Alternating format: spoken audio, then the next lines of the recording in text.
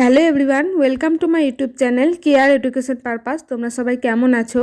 আজকে আমি তোমাদের সাথে শেয়ার করতে চলেছি পঞ্চম শ্রেণীর তৃতীয় পর্যায়ক্রমিক মূল্যায়ন 2025-এর জন্য বাংলা সিলেবাস। তো চলো ভিডিওটা শুরু করা যাক। তো প্রথমে আমি একটা কথা বলি, এখানে কিন্তু আমি শুধু তোমাদের সাথে প্রশ্ন কি ধরনের আসতে পারে সেগুলোই তোমাদের সাথে শেয়ার করেছি। এর মধ্যে থেকে এই ধরনের প্রশ্নপত্র তোমাদের এমসিকিউ টাইপের আসতে পারে, এসএকিউ অর্থাৎ শুধু প্রশ্ন উত্তর হিসেবে আসতে পারে, বা শূন্যস্থান, যে কোনো ধরনের কিন্তু টপিকের মধ্যে আসতে পারে। দেখো, তৃতীয় পর্যায়ক্রমিক মূল্যায়ন বাংলা সাজেশন 2025। প্রথম প্রশ্ন দেখো, ব্রিটিশ শাসিত ভারতবর্ষে কোন পতাকা উঠত, তার বদলে বিপ্লবীরা কেমন পতাকা ওড়ালেন?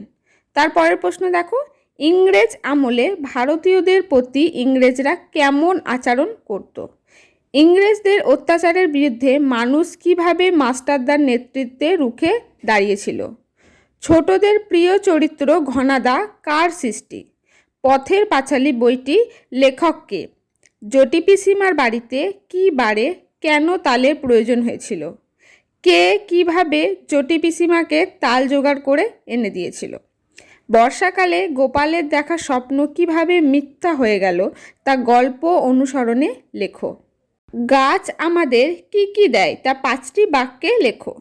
পশ্চিমবঙ্গের কোন জেলায় শালবন রয়েছে?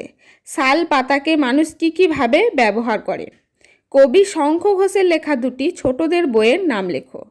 কবি কোন বিষয়কে মস্ত আশীর্বাদ বলেছেন?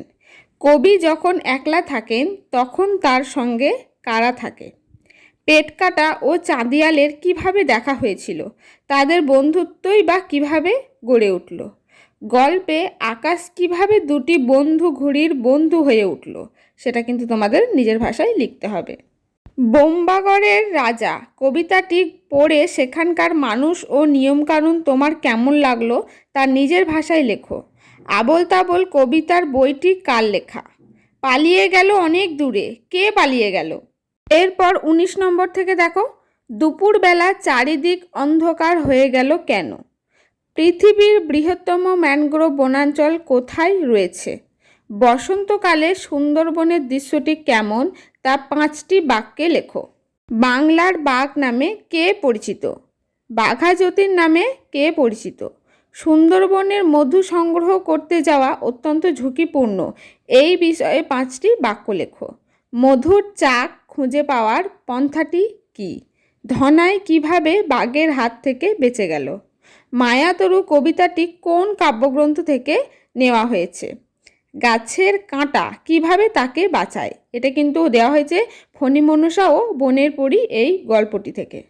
ছোট্ট ফণিমনসা গাছের মনে শান্তি ছিল না কেন? প্রথমবারের আবেদনে ফণিমনসার গাছ জুড়ে কেমন পাতা হয়েছিল? ডাকাত দল দেখতে কেমন? ছোট্ট ফণিমনসা গাছের দেমাকে মাটিতে পা পড়ছিল না কেন? শেষ পর্যন্ত ফণিমনসা কেমন পাতা চাইল নিজের জন্য? ছোট্ট গাছটি সত্যিই কি খুব শিক্ষা পেল বলে তোমার মনে হয়? রবীন্দ্রনাথ ঠাকুর কত সালে নোবেল পুরস্কার পান? বৃষ্টির দিনে কবির মনে কোন গান ভেসে আসে? বৃষ্টিতে নদীর এপার এবং ওপারের যে বর্ণনা কবি দিয়েছেন তা নিজের ভাষায় লেখো। মেঘের খেলা কবির মনে কোন কোন স্মৃতি বয়ে আনে? তারপরে দেখো, উপেন্দ্র কিশোর রায়চৌধুরী ছোটদের জন্য কোন পত্রিকা বের করতেন? চাষে কার লাভ ও কার ক্ষতি হয়েছিল? শেয়ালকে ঠকাতে আখ চাষের সময় কুমির কি ফন্দি এঁটেছিল? আর শেষ হচ্ছে ব্যাকরণ। তোমাদের পাঠ্যাংশের যেসব ব্যাকরণ আছে, মানে ক্রিয়াপদ, একবচন, দ্বিবচন, তারপরে ধরো বিভিন্ন রকম যে পদ পরিবর্তন, যেগুলো যা তোমাদের পাঠ্যাংশে আছে সেগুলোই কিন্তু তোমাদের সব ভালো করে প্র্যাকটিস করতে হবে। আর সর্বশেষ হচ্ছে রচনা।